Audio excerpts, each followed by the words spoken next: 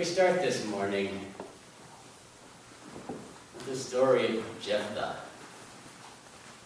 which isn't actually the most horrible story in the book of Judges, but it's close, and the worst ones are really, really awful. And it's an odd story.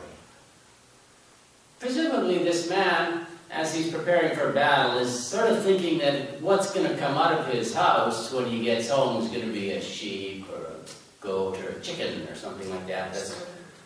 Well, yeah, or maybe a servant, but, I think he's still probably hoping for a chicken. Right, nice and easy. But he makes this vow, and it's his daughter. And it gets complicated from there, partly because there's a counter story in 1 Samuel chapter 14, where Saul makes a similar sort of vow, and then his army forces him to not actually do what he vowed to do. So presumably, you don't even have to keep vows like this.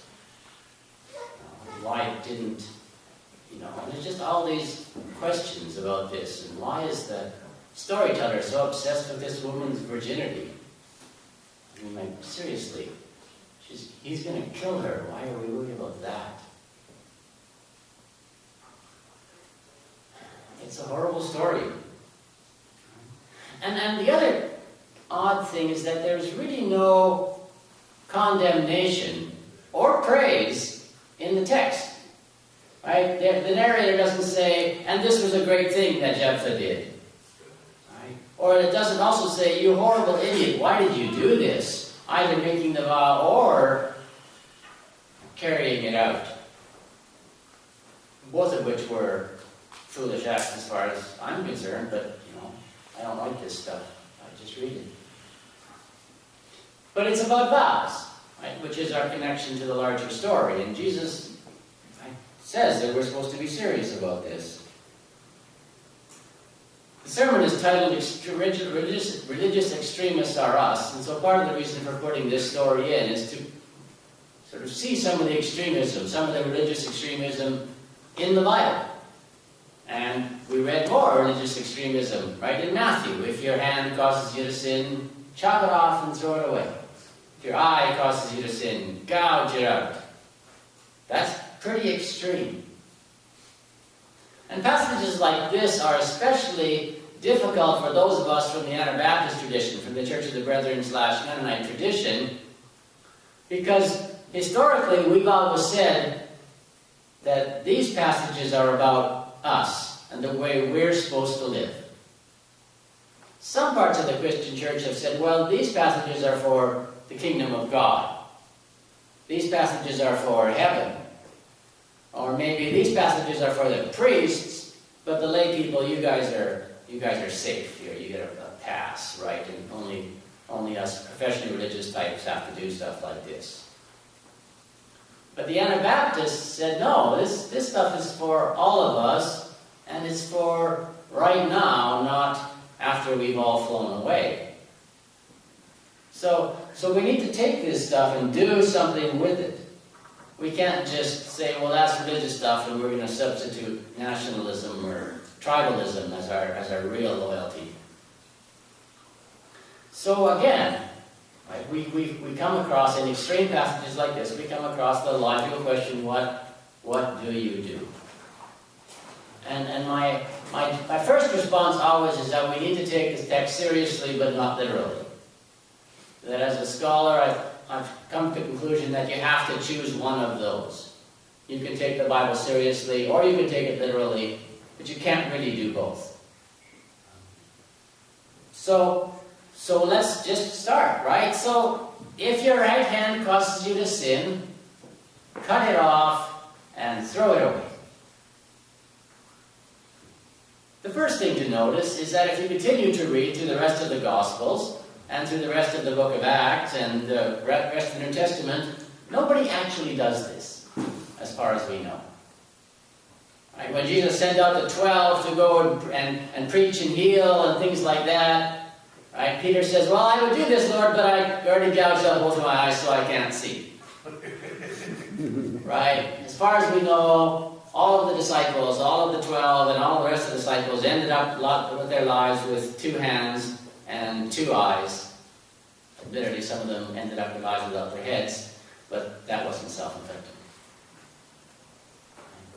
So even they didn't take this stuff literally, but presumably they were paying attention in some way. The other thing to notice is that the hand you're supposed to cut off and the eye you're supposed to gouge out is your own. And that's important because this world is full of people who'd gladly do this for you.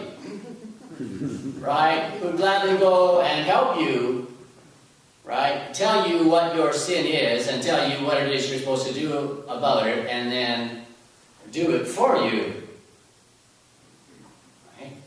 And there's religious extremists like this and legal extremists like this and people all over who, right? We send soldiers all over the world to tell the rest of the world how to live their lives and help them, do all sorts of nasty things to themselves, or we do it for them, right? So it's your own hand. It's your own eye. Sort of leaves you with a picture. So imagine that the jails that are around here are all self-serve. Doors open. If you do something particularly horrible, let yourself in. There's maybe a list on the wall that gives you guidelines. If you did this, then you should probably stay here about this long. And if you did that, you should probably stay here, a little longer. And there are guards to keep you from hurting, each other.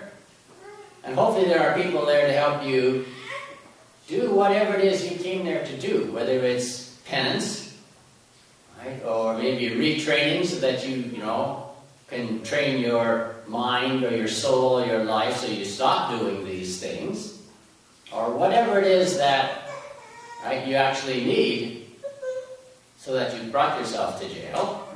You could do this, but otherwise the door is open, and when you think you've done your time, away you go. Rachel last week talked about speeding. Right? So this way, this idea of the law says that when you speed, you don't look around for the cop. You go, oops, I was going too fast. You get home, you write out a check, and you send it in. There's no law that says you can't do that. They take your money, I'm pretty sure. I don't know how they file this, but that's not your problem.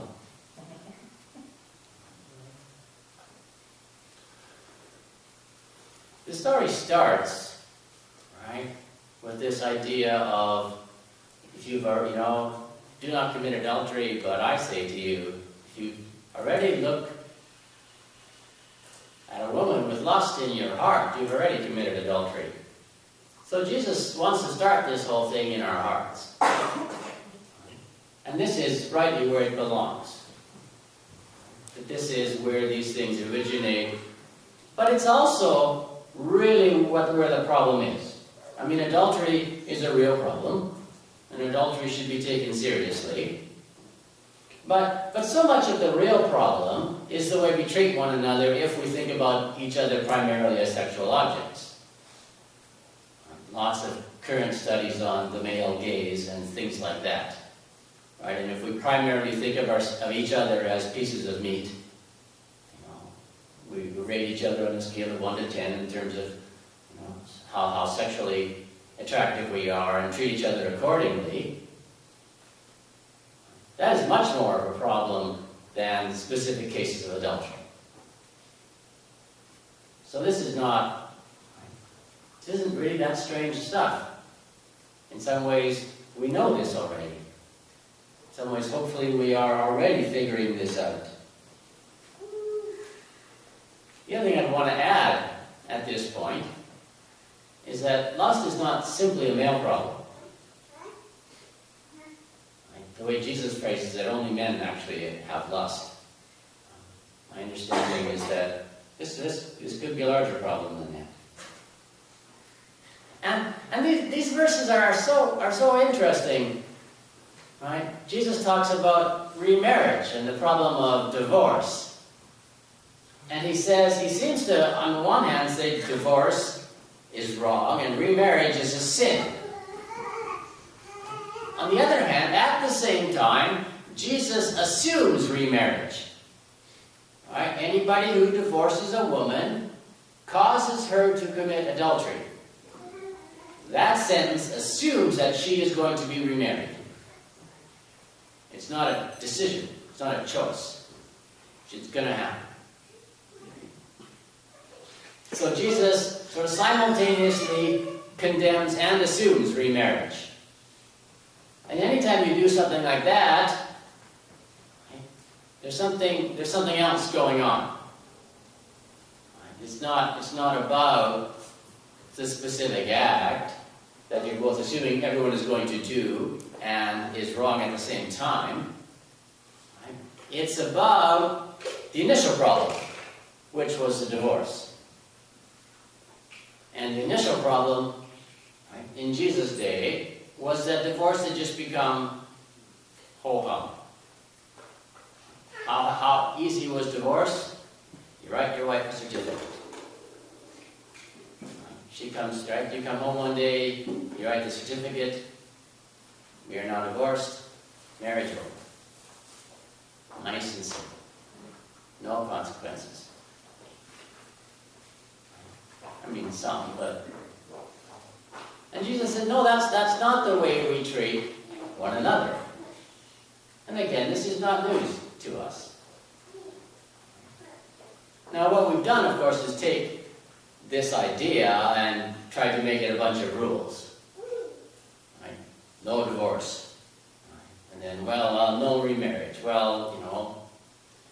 But ultimately, this is about yes and no, just like the next part is about. It's about, you know, when you got married, you said, I do, and I will, and I will keep on. And not doing and, you know, not keeping on is a problem. And it's not, again, like Jesus is assuming we're all going to, therefore, be perfect, because this is a problem. But Jesus is telling us that this is a real problem, and we need to think about it as a problem. Right? And so somewhere, you know, between your fourth and your fifth divorce, we should start wondering exactly what your yes and no are worth. And that's right. So that's when it starts to become serious. When you know, I'll get married this week and I'll marry someone else in a couple of years. And, which is not, right? So, right, it's always this question of, yes, this is serious stuff. But hardening it into a bunch of rules doesn't get us anywhere. Again, the passage with swearing tells us the same sort of thing. Do not swear. Because like Rachel pointed out in her story, right, there's not much we can do about this anyway. We're not really seriously worried about the consequences. But also because swearing says, this time I'm actually going to be honest. Usually I just tell you whatever it is I think you want to hear. Right, or whatever is in my best interest, but this particular time I'm actually honest. And Jesus said, no, that's the problem. Right? Swearing is a sign that you're a fundamentally dishonest person. Right? Even though it sounds backwards, it's the way language works. And so Jesus says, no, you want to start out being a fundamentally honest person, and when you are that, then yes and no is all you need. That people learn to trust your yes because our interactions in the past have proven to me that your yes is your yes and your no is your no. And that's the way it works. All of these things, all of these little bits are hard work. Right? We're still extremists. This is all hard work. Becoming a fundamentally honest person is hard work. Marriage is hard work. All of these things over and over again, right? Not lusting. I don't even know if that's possible. But changing how we treat one another is something we can continue to work on. But it's hard work. But it's also the thing that makes all of this worthwhile. Because otherwise we become a bunch of people who can follow all these tiny little rules, but inside we're still nasty and spiteful and deceitful, and but I didn't do this. And so I know how to treat you outwardly, but when I go home, I know what I really think about you. And we can, you can create a community based on, does everybody rigidly follow these rules? But seriously, would you want to become part of that community? So hopefully we are in the process, in the never-ending process of becoming the kind of community that Jesus is pointing to here. The kind of community where we treat one another as children of God. The kind of community where we say yes and we say no, where we work hard at maintaining our relationships, where we mourn the loss of these when they don't work.